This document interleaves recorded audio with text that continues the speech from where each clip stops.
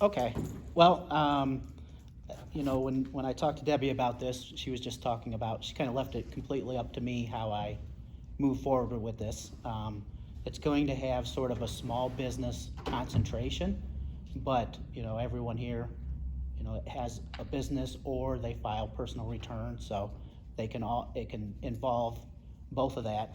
I was just gonna kind of run through a few things and then I'll throw it open to questions for everyone. I'm sure people usually have some questions they want to ask, but um, the theme I ended up with on here is questions. And the idea or the thought behind that is when you have a small business, kind of whatever cycle you're in, because we have people that have been in business for a long time and some that are brand new. You want to ask a lot of questions of yourself as to what you want, and then when you talk to your accountant, you need to have a conversation with them on those questions. And I start with sort of the largest view of what you want out of your business. I mean, do you want this to be a full-time business? Do you want to grow it? Do you want it to be something where it's small? Do you want it to be something that your family's involved in, not involved in? That kind of thing. So do you want this to be, like for me, for example, my idea is I wanted to have me and my wife, and we have our business, and I don't want to grow it to employees. That's where I want it to be. Other people, they're thinking in terms of they want to have, they want to grow this. They might want to franchise it. They might want to have, multiple locations. They may want to eventually have someone in charge, and they're almost just on they're like an absentee owner, that type of thing. So I think you want to sit down and kind of think on what you want out of the business, because once you kind of know that and you talk to your accountant, that's where different strategies are going to get involved. And specifically, things like, we'll direct you towards what type of entity will make most sense. I mean, a lot of people start out as an LLC, and then you can go into being S Corp. There's also kind of underutilized somewhat nowadays, I think, is the partnership structure. And it usually depends on what goal or what you're trying to get to with your business. So, for example, one of the big things that occurs is paying self-employment tax, which is Social Security tax for the business owner in essence. And whether or not you want to reduce that and how much you want to reduce that is a key in how we develop these structures. Because if you have, if you want to have Social Security when you retire, and you believe it's going to be there, you approach that one way. If you don't, you approach it a different way. So these are all questions that we as accountants need to ask you, and or you want to try to think through for yourself. What stage of life are you in? Do you have kids? Do you want them to go to college? Are your kids older and moved away? Are you married, not married? Those are all the kind of things we want to know in terms of determining what these strategies are. Another thing that for business owners, as they go farther along, you have to start thinking about transitioning your business.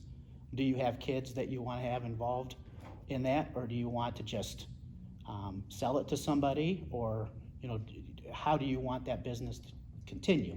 Do you want it to continue? Do you want to phase it out? There's a lot of things to think about. So I would challenge each person to sit down and really try to think through, what do they want out of their business? What do they want out of their life? And how do they approach that? So then that kind of leads us to a lot of the different strategies. How we structure retirement plans, health insurance, like I said, entity type, whether you have an HSA plan, how you save for college. You can have, depending on what you have, you could have rental income, that you could buy a rental property, and you could have you could put money onto your personal return from that. So there's a lot of things we go through, but it all starts with the questions. And it all starts with figuring out what it is that you want. I'll kind of go through briefly. Right now, there were not a lot of changes in tax law. There have not been a lot over the last couple of years. Things have sort of settled down a little bit almost. The big thing right now is the IRS agents and how that's going to affect things. I think there's a couple things on that is, one, there's not going to be 87,000 IRS agents hired. They just don't exist. You're never going to, that's not going to happen. But what there will be is, I think there is going to be an incentive at the IRS for additional audit that will fall on small business. We're going to get the new auditors who are going to be gung-ho. So whereas with auditors that have been around a while, sometimes there's a lot more reasonableness in terms of, if you don't exactly have your mileage log right, or you don't have your receipts exactly right, they're willing to kind of work with you to come up with reasonable numbers. The new auditors are probably going to be a lot more by the book. So one thing I would recommend is, going back to, best practices. When you travel, there's a lot of apps where all your mileage is tracked on the app.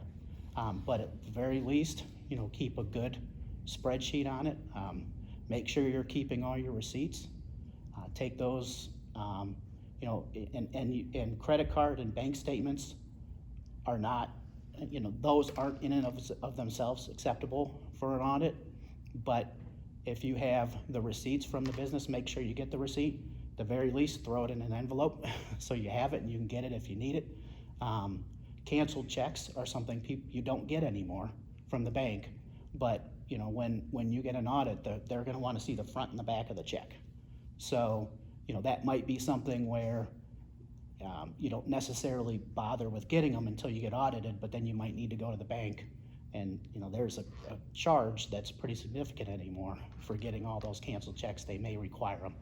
So those are kind of some of the things as far as best practices. But like I said, when you sit down and talk with your accountant, try to think through those questions, and if they're not asking the questions, give them the answers so they kind of know what it is that you're trying to accomplish, and that can help point to what the best way is to get there. So one other thing I will say is, my instinct tells me when they start bumping up the audits, one of the things they're going to look at is hobby versus non-hobby. A lot of businesses can be defined as a hobby, and if you're not showing a profit, the rules are very disadvantageous right now, in that previously, generally, you'd show the income from the hobby, and then you could basically take the expenses and end up at close to zero. Now you have to show the income, and you can't take any expenses if it's defined as a hobby. So you want to make sure that you're showing a profit in what you're doing, especially in those types of things that can easily be considered hobbies, like artistic types of pursuits and that type of thing. So that's something to keep in mind as you go through. And like I said, rental properties are good. When you get into more complex situations, you can set up management companies and you can especially use management companies if you want to have certain fringe benefits for the owner or for like a group of employees, but not necessarily a large amount of employees. So that's another type of thing you can do. So that's kind of my presentation. So I would kind of open it for anyone that has questions or any issues they've come across. Okay, with this new influx of audits, Yeah. are they coming in? Do you think we have to worry? We can always, I know, worry about years past, but I mean, with so much, they're probably going to come look at 2022. Yeah, well, there'll be a delay because they have to train them. They have to hire people and train them, and they can go back 3 years. So 2022 is probably, they'll probably get going on this in 2024, and yes, they'll probably be looking back. So I mean, you have time, if you haven't been keeping your receipts, you probably have time to, start doing that. yeah. And they can be it could be electronic, like you could take pictures of your receipts, and then that's fine. But just make sure that you're keeping your receipts. A lot of people think if they do a credit card charge, then they could just show their credit card statement. On that. And you need the actual receipts. So, and like I said, with a check, they'll always want to look at the back to see that they'll want to see how it's been endorsed on the check. So they may not ask for all of them. Generally, most IRS audits, they are determined by the computer, and they usually have some type of criteria that they're looking at. Like sometimes they'll look at certain industries. Like they might decide they want to look at certain trade industries. So they might just go after plumbers. And so they pull everyone with the code, because when you do a tax return, you have to put a code on there, and that code determines what your industry is. And so they might pull it by that code, and then they'll take the averages, and they'll look for things that are out of whack with the average. So if you have cost of goods sold that are way different than your industry average, they might pull that return, and usually they're only going to look at a few things. So they might say, we want to see everything that goes into your cost of goods sold, your travel expense, and your office expense. They might pick out like 3 different things to look at. And then you have to provide all the details that got you to whatever number you put on that return. So they're very rarely is there a blanket or we're gonna look at everything audit. Usually it's specific to those. Now, if they find a lot of problems in those accounts, they might open it up to more accounts. And as far as sales are concerned, sometimes they will look at that. I mean, one thing is if you're in a business that there's a lot of cash and you never make deposits to your checking account for cash, and or you don't report, show that you've reported your cash in some way, then your sales to your cost of goods sold or sales to some other number is going to be off, and they might pull that for audit and say, well, this business, there's a lot of cash that comes in this business and you've reported none. And so immediately they're gonna kind of look at that, and they're gonna wanna go back and look at invoices or other types of things, other ways to determine that maybe you have cash you haven't reported. So it's another audit area kind of to keep up with. Can I make a comment and then a couple suggestions? Sure. First of all, if we had the fair tax, nobody would have to worry about any of this. Yeah. That's my soapbox. Here's a couple ideas though. So I use TripLog as my mileage tracker, Mm-hmm. and it has the ability to upload receipts, which I don't use because I have staff and they don't all use TripLog. Mm-hmm. We either take a picture or scan every single receipt, Right. and I have for years. So I just throw all that paper away, and we have all the years, everybody's credit cards, and I mean it's organized. And QuickBooks Online has the ability to upload a receipt too, doesn't it? Yeah. Mm-hmm. I don't use that either because we already have this other system, Mm-hmm. and my staff doesn't have access to QuickBooks, right? But still, that's always been so important to me because I thought, you can see that I went here and then I went here on my mileage log, right? Right. And then I really Right. had lunch. My business consultant told me years ago, if you ever get audited, the IRS is gonna say, show me your calendar Mm-hmm. and show me your mileage log. Mm-hmm. And the two should sync, right? Well, you can't go back and recreate your calendar necessarily from years before, right? So if the two look similar, would you agree with that? It's going to look better for you. Yeah. Well, and really in today's world with the phone apps, it's not hard to track your mileage.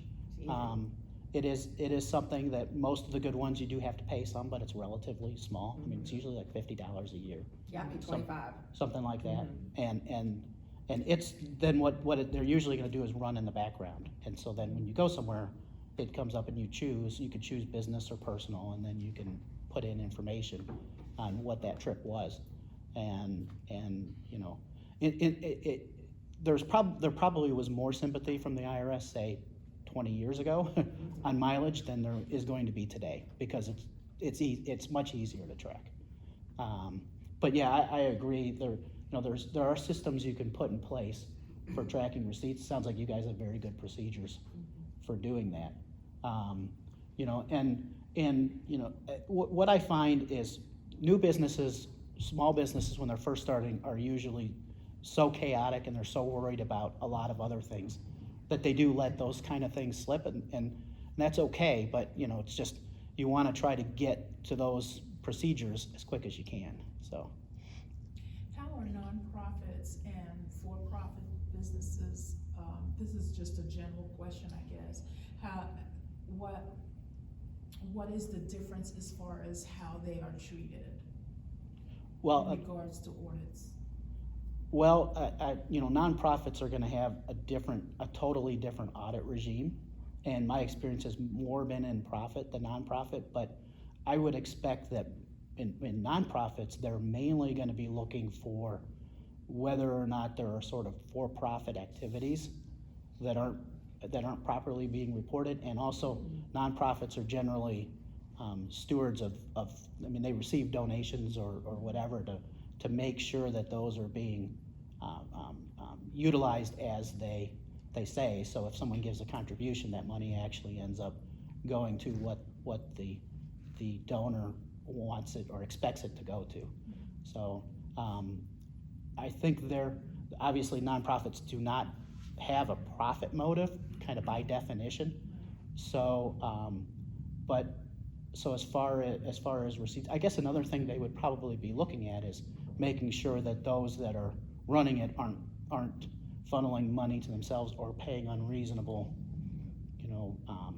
wages to themselves or to relatives or to other parties like that. So, but I think the main thing is that the money is being used, in an efficient way and as it's expected to be used.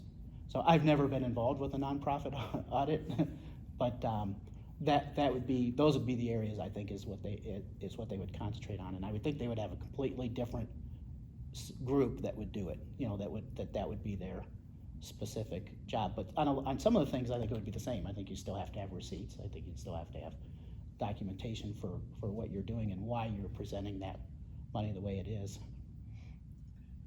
So, I think I'll jump in here because I sit on the board of a nonprofit, and we actually had to fire our big name firm because they were not filing things on time. So I would just say in the nonprofit world, that's very important to the state. And so we interviewed a few people, and we hired this young man right here to help us out. But also, I want to back up. My second year in Aiken, 1994, I was audited as sole proprietor, and I had an accountant do my taxes, but he wasn't really doing my accounting. He just did my taxes. So that was a very interesting process. The government actually ended up paying me $163 more, but it only took probably 300 hours of work to get ready for that meeting. So if you're somebody that's not detail oriented and you're not keeping up with your receipts, I would tell you that you'd probably rather spend a little bit of time every day rather than getting ready for an audit. We got audited again once I was a subchapter S, and we have a large accounting firm that they do our books, our quarterlies, they do everything, and it was a non-event. So I'll just say, if you do what he's recommending, it's really not something to be worried about. I will tell you this, one of the changes through the years is the officers in our corporation get paid a salary that's commensurate with our responsibilities. Because we used to be like every other probably subchapter S, where we paid ourselves, $10,000 a year to the rest in distributions, and we were told probably 10 years ago, don't do that. So. Yeah, S corp. The irony is S corps. They worry that you're not being paid enough, and in C corps they worry you're being paid too much, because the tax strategy is the opposite depending on the organization. But yeah, audits though. I mean, they are. Yes, if you have your bookkeeping, and depending on what categories and if everything's in the file, and they come in and you just hand them the files and they go through, and They generally ask it can for work that way. specific things. It's not like they want everything. Right. And if that looks good, then they quit digging. Yeah, they pick things that are out of line with the ratio, and then they pick the big items. And they're not gonna look at your $200 miscellaneous expense. They're gonna look at your, $450,000 cost of goods sold expense, because that's where, they probably can move it, but. Or if you have like, one of the categories I looked at was we had a lot of their customer goodwill, amounts that we had to discount or things of that nature. They just want documentation on it all. Okay, yeah. Something that stood out to them. And sometimes people put crazy things on their returns too. I mean, I've seen, people deducting things like, penalties, and you can't deduct penalties, and things like that. And I mean, it's just written right on there, penalty. So, I mean, I do a lot of business valuation too. So I've seen a lot of tax returns that were prepared by other firms, and you do see, or self-prepared, and you just see some interesting choices on the things they do. And there's also people make crazy adjustments. Some things I don't know how the return doesn't get audited, because when you do a tax return, you have your income statement, which is your, in essence, how much income you have, and then you have a balance sheet, which is where your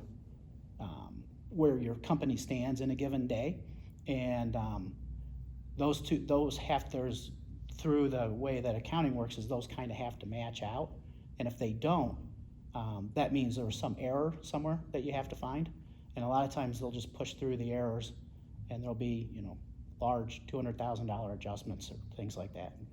IRS never audits them, so who knows?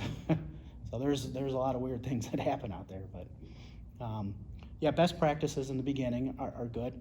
Kind of going back to, like I said, is ask questions of yourself and talk to your accountant, and I think that's going to help you a lot on those things. But and that's something probably, it's a good point, is right now is probably a good time to talk to your accountant about best practices, because we probably have a couple years, and then it's going to pick up a little bit as far as audits, and so you want to get things in place now so you're not worrying about it a couple years down the line.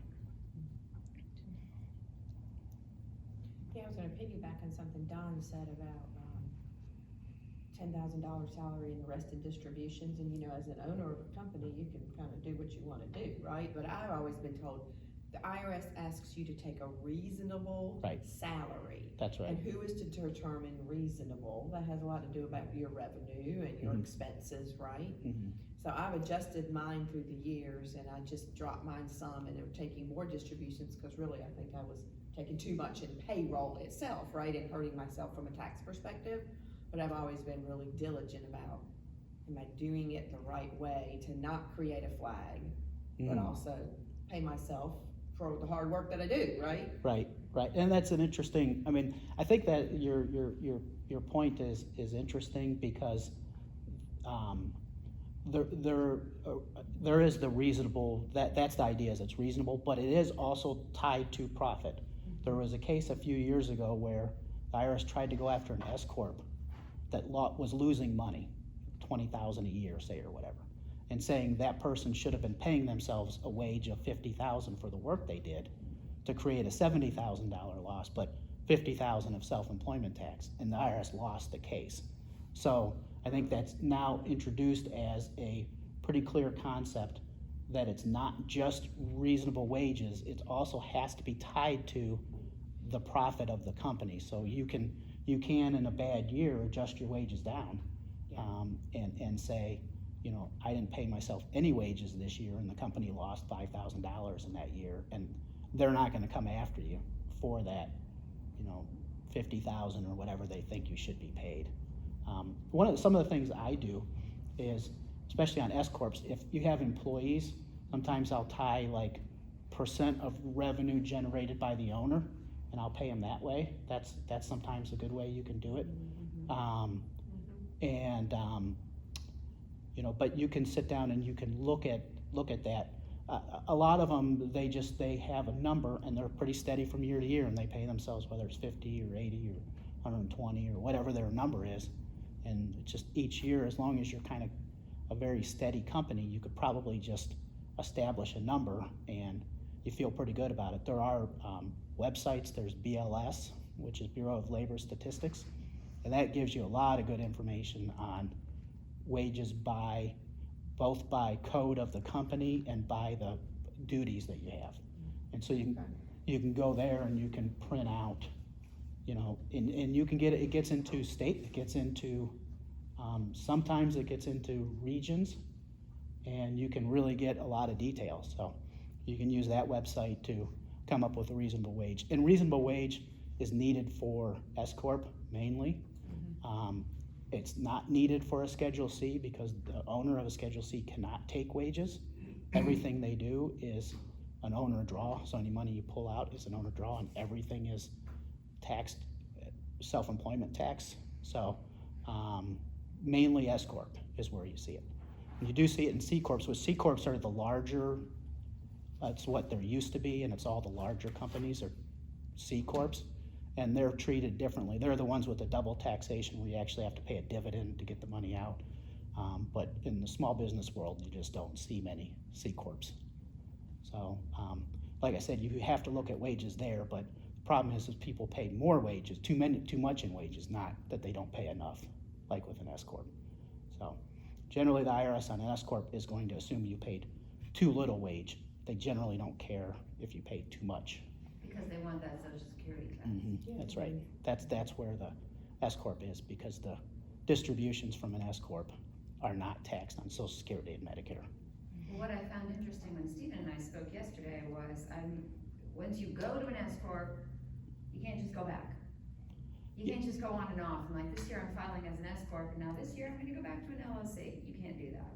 That's a commitment to go to an S Corp. And you can, there's just you have a 5-year waiting period when you. Yeah. It's interesting because I sense in the group there's different ages or maturities of businesses represented here. Right. And so, listen, when I started my business, my wife would literally call me and say, hey, can I buy groceries or I need to charge them? Because that's how broke we were. And so I remember back when we first became an S Corp, you know, trying to keep the principals' salaries down so we could continue to grow the company. It wasn't about trying to mitigate tax liabilities. But then we got to a point about 10 years ago where we did disaster recovery planning. And so we looked at what happens if Clay dies. You know, so he's our service manager, he runs all our logistics. For me to replace him, probably $150,000 a year. So that's what's in our budget now. You know, that's kind of the lines of how we've drawn our salary is when we worked with the people about the disaster recovery, like, okay, you guys are in a mature business, you got good cash flow, let's plan for the unthinkable. And I sleep so much better at night knowing that we have this plan. It's not gonna be like, you know, you're going through crisis and you have to suddenly, you know, go beyond your comfort zone to go out and hire somebody. You've already got it in the budget. So I give you guys that are maybe younger in the maturity of your business, I mean, just keep methodically working towards whatever your goal is, whether it's to grow or just get to a point where you have great cash flow and work it yourself. It can absolutely happen. I mean, it's a lot of hard work. Can I ask you? You don't have to answer, but how many owners do you have? There's just 2 of us. 2 of you. Okay. Yeah. And you have an agreement, right? So I was gonna mention that, but I guess that's more of a legal thing. Yeah. Oh my gosh. So I started sole proprietor for 2 years, and I got in a handshake partnership. No paperwork, just a handshake with another guy that did what I did. And Right. he wanted me to manage his office in Greenville. And I'm so glad we didn't have any paperwork because I used to lose sleep thinking I'm gonna be sitting in jail next to him because of the way he ran his company. So I bought out of that and that's when we started our S Corp. So, you know, I would just say, when you get into any sort of business relationship, and I know there's a couple that works together, they're not here today, but you gotta plan the marriage and the divorce. So yeah, we have a buy-sell agreement. And I've already used it once to buy out a partner. It's no longer part of our organization because you decide not to come to work anymore. Yeah, I And mean. the marriage and the divorce, that's Yeah. good advice. Yeah. Plan it both. It is. Well, you need it. I mean, my wife is a cancer survivor, and she was physically unable to work or to do anything for 6 months, and she didn't work in the company.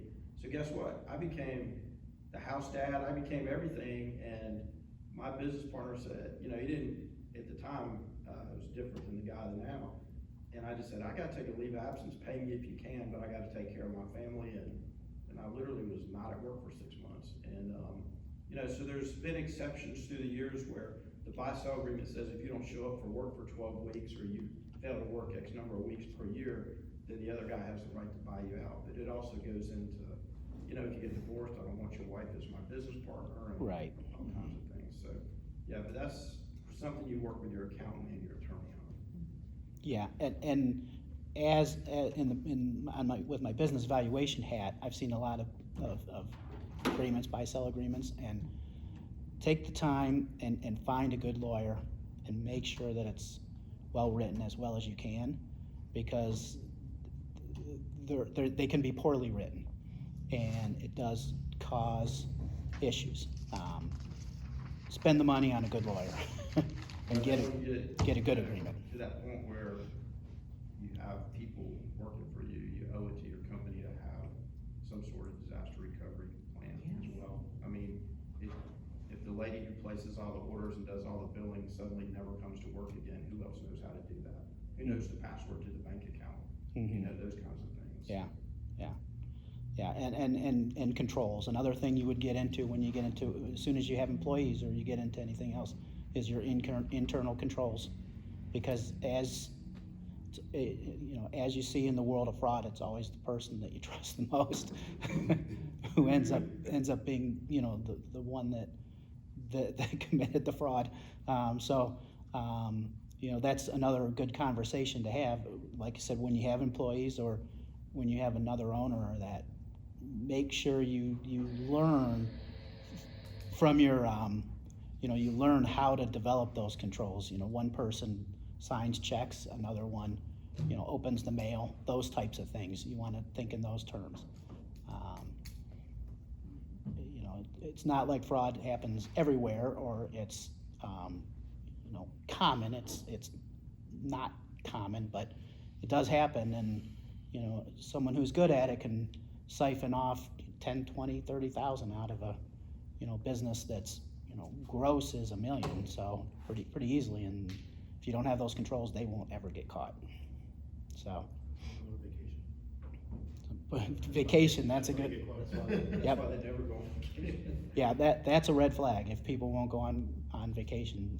That's one of the controls is you force people to go on vacation. People have to be gone, so someone else does that job for some period of time.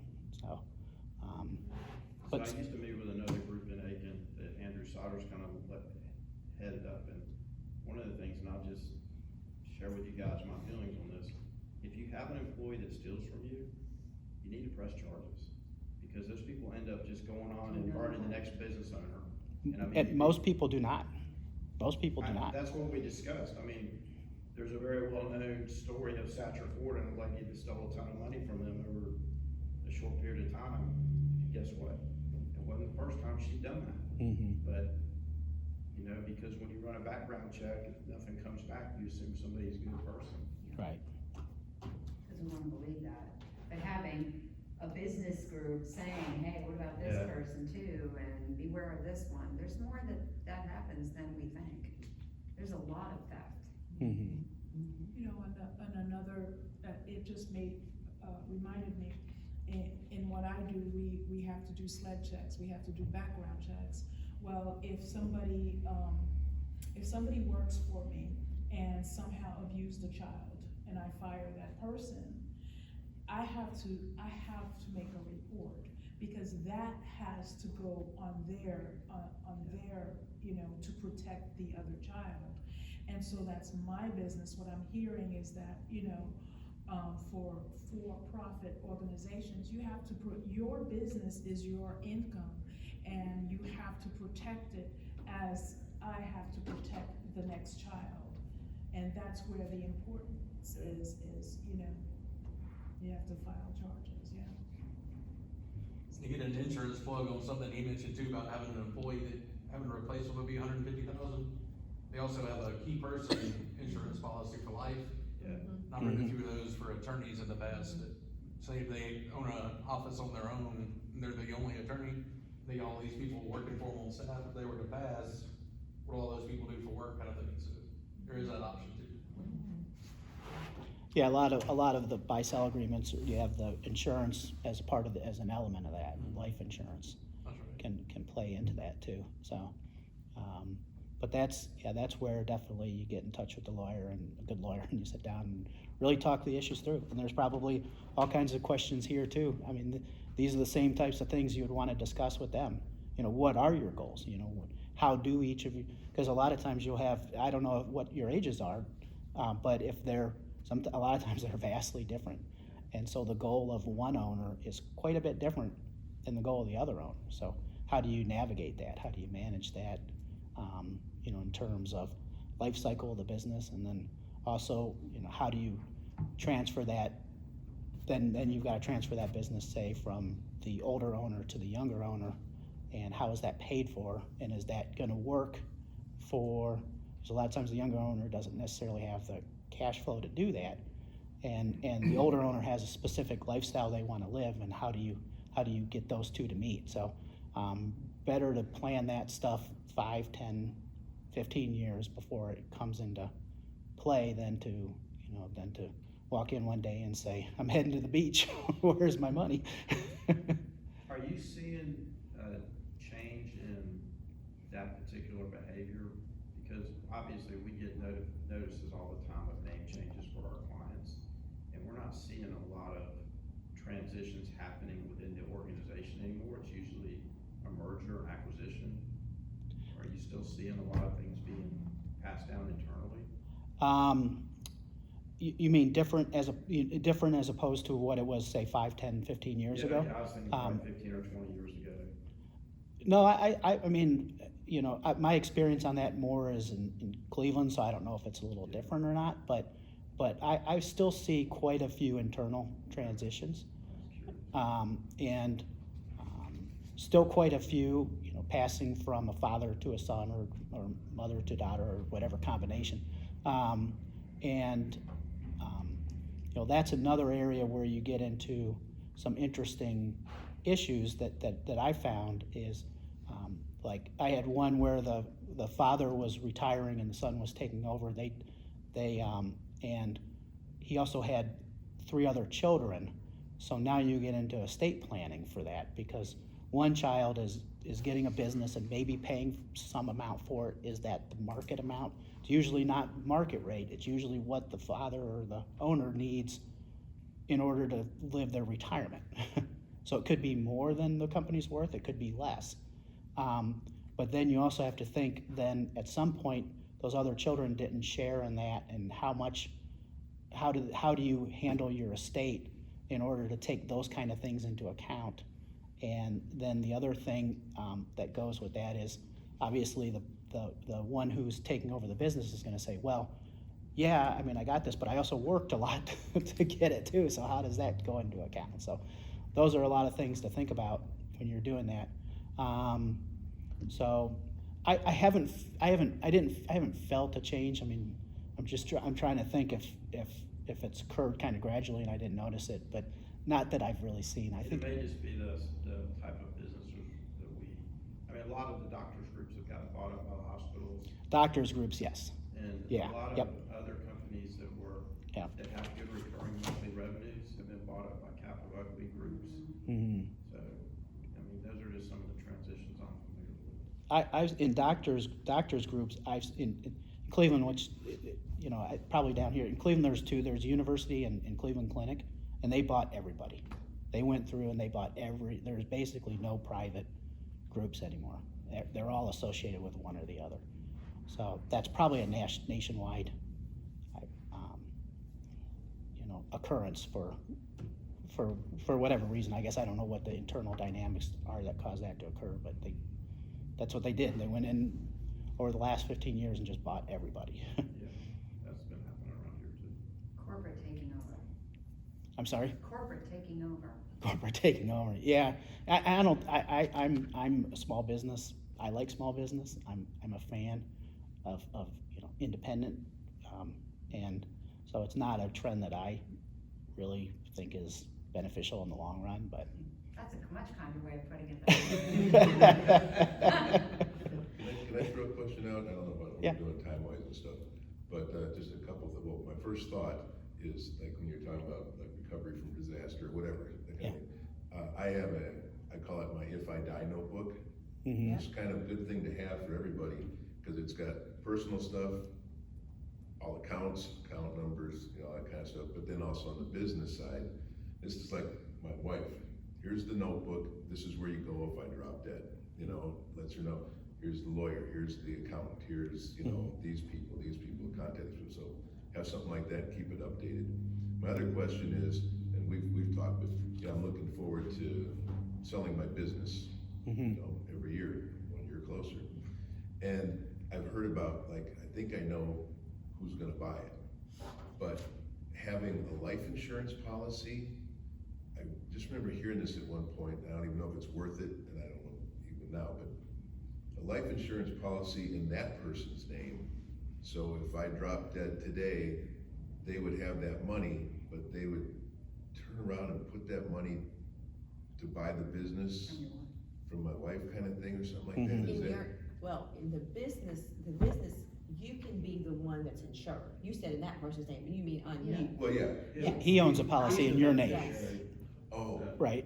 Well, no, okay. the insurance, my company, we have an insurance policy on me that the Mhm. business pays for, but it covers me. Right. But when I go to sell my business, it has a whole life benefit, so a cash benefit, so we can take the money out and it can be used by the person buying it or put back into the business. But if I die tomorrow, there's all that money there to be infused into the business to keep it running if needed. So would it be the person that's gonna buy my business, they would have a life insurance policy on me? In this case you're And talking do about, they pay it? then- They pay for it? you could do it either way, but yes, the idea then is then he has the money to pay your wife but the policy would have to be on you. Right, okay. Would But it make his more sense? business could pay for the policy Yeah. too. Yeah, either, yeah. So I'm paying for a policy and saying, here, and then this will just buy my business for you? Well, you should probably, you probably talk to a lawyer too, but you should probably have a policy on yourself now. Oh, I've got one on myself, a life insurance policy on myself, Mhm. that, so if I drop dead, my wife gets a ton of money, but, that's the extent of it, it's not connected to the business, Mhm. I think you probably need to talk to Andy, cause, I know when we went through the key man insurance for me and Clay, there's just a lot of questions the insurance companies ask. Yeah. I don't know if they would let somebody outside of the organization, that's an Andy question. If that person doesn't have any material interest in the business, that would really just be like you buying a life insurance policy with somebody else as a beneficiary. But you could. Yes. Well, It's good stuff. you could if the insurance company wanted to write it. If I died today and TPI just went poof, it could just go poof, and there'd be a whole lot of people that'd be going, oh crap, where do I go to get my stuff done? But my business would be very beneficial for another printer to buy, because it's a nice book of business. Mhm. So, when I keep talking, I think, like I said, I think I got the person, but I don't wanna get to that point in life and then they go, yeah, or we're not able to, or something like that. Of course, then I put it on the market, Well, Stephen, do you have any attorneys that you're working with as a strategic business partner? No, I don't have any good attorneys there yet. I've tried to meet with, attorneys are kinda hard to meet with, I think, down here. I'm thinking that would be a great benefit to our group, to Yeah. get some attorney suggestions. Can you suggest any local business attorneys? I'm with Austin Petlick. Me too. So Chris Austin, I've been with him since before he merged with Kevin. Mhm. They do a good job. Yeah. that's And now right. they have Griff Doolittle, I use him a little bit too in there. Did you say Chris Austin? Yeah. Okay, yeah, I've heard the name, Okay. yeah. I've not met with him though. I just did more business cards for Griff. Dropped them off yesterday. And he's a business attorney? Yeah, they do some Chris estate planning. business, Kevin, yeah, and some of that on Chris's side, estate stuff, personal stuff, When you business. say Kevin, you're talking about Kevin Maloney? No, Patrick. Kevin Pethick, Ethic, okay. and he's commercial, Gotcha. Kevin, yeah, Kevin's all commercial law.